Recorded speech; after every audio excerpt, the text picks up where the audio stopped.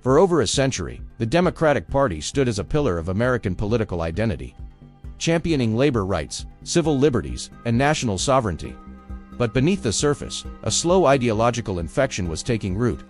Not through open revolution, but through quiet infiltration.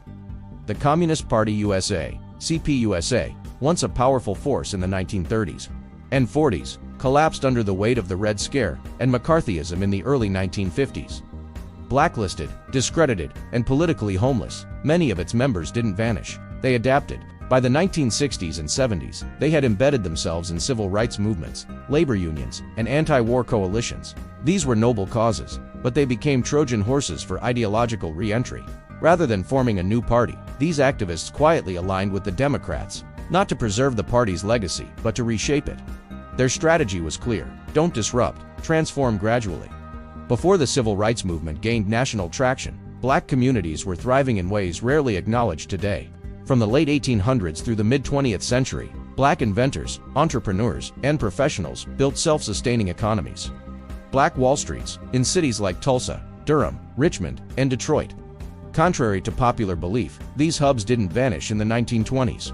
Greenwood in Tulsa, for example, was rebuilt after the 1921 massacre and remained economically active into the 1960s, until federal urban renewal projects and highway construction systematically dismantled them.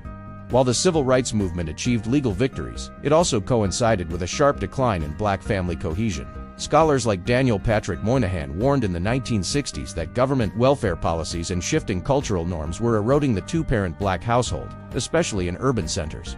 The rise in single-parent families wasn't just cultural, it was structural, driven by policy and ideological manipulation. The abortion movement in America has deep ties to eugenics, especially through figures like Margaret Sanger, founder of Planned Parenthood. While Sanger publicly distanced herself from abortion, her advocacy for birth control was rooted in population control theories, including targeting black communities as part of a broader eugenic strategy.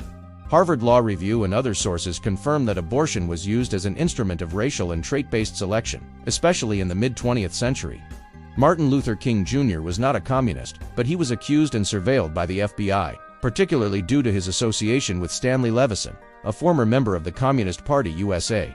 King himself explicitly rejected communism, stating that it was incompatible with Christianity and that its materialism left no room for God. However, King did express socialist-leaning economic views, advocating for wealth redistribution and criticizing capitalism's moral failures. So, while he wasn't a communist, his economic philosophy leaned left, and that nuance is often lost in political framing. The Democratic Party didn't evolve, it was reprogrammed, and the ideological drift wasn't accidental. It was strategic, patient, and deeply embedded. The goal wasn't to debate policy, it was to redefine the party's DNA. Figures like Bernie Sanders, Alexandria Ocasio-Cortez, and Zoran Mamdani now push platforms that would have been unthinkable in the Democratic mainstream just 2 decades ago. City-run grocery stores, rent freezes, $30 minimum wages, and open border policies. These aren't fringe ideas anymore, they're central to the party's new identity. Moderates like RFK Jr., Joe Manchin and Tulsi Gabbard have been sidelined, mocked, or forced out. They didn't leave the party left them. And that's the core betrayal. The legacy of balance, sovereignty, and pragmatic liberalism has been overridden by ideological activism. The assassination of Charlie Kirk was a flashpoint, not just for conservatives, but for disillusioned youth. Many saw the hypocrisy, a party that claims to oppose gun violence, yet celebrates political murder. That moment triggered a wave of exits. Not to the right, but away from a party that no longer reflects its own legacy. Estimates suggest 18 to 25% of young Democrats have walked away, seeking something real, something rooted.